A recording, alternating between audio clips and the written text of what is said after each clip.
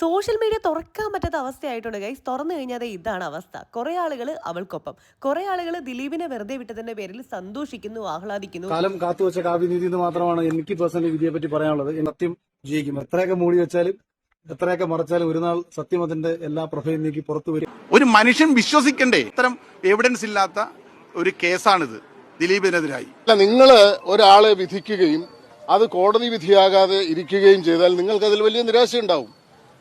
അത് എല്ലാവർക്കും ഉണ്ടാവണമെന്നില്ല. അങ്ങനെയാണ് കാര്യങ്ങളെങ്കിൽ ഇവര് പറയുന്നത് എന്തും വിലയ്ക്ക് വാങ്ങാൻ പറ്റുന്ന ഒരു നിയമവ്യവസ്ഥ നമ്മുടെ ഇന്ത്യയിൽ നിലനിൽക്കുന്നിടത്തോളം കാലം വരെ ഇത്തരം കാര്യങ്ങൾക്ക് നീതി കിട്ടുമോ എന്ന് എനിക്ക് ഉറപ്പ് പറയാൻ പറ്റത്തില്ല. പ്രിയപ്പെട്ട സഹോദരി, 8 ആണ്ടുകൾ ഒരു ചെറിയ കാലയളവല്ല. വർഷങ്ങളിൽ നീതാണ്ടിയ വേദനാവഴികൾ, കേട്ട അധിക്ഷേപങ്ങൾ, കരഞ്ഞു കരഞ്ഞു നാനാവിധമായി പോവാതെ ഒരു മുഴം കയറിൽ തൂങ്ങിയാടാതെ വല്ലാത്തൊരു ചങ്കുറപ്പിൽ ഉയർത്തൊരു നിൽപ്പുണ്ടല്ലോ, അത് മതി.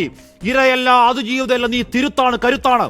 ഇനി എന്റെ ചോദ്യം നിങ്ങളോടാണ്. ഈ വിധിയിൽ നിങ്ങൾ ആർക്കൊപ്പം? കമന്റ് ചെയ്യൂ.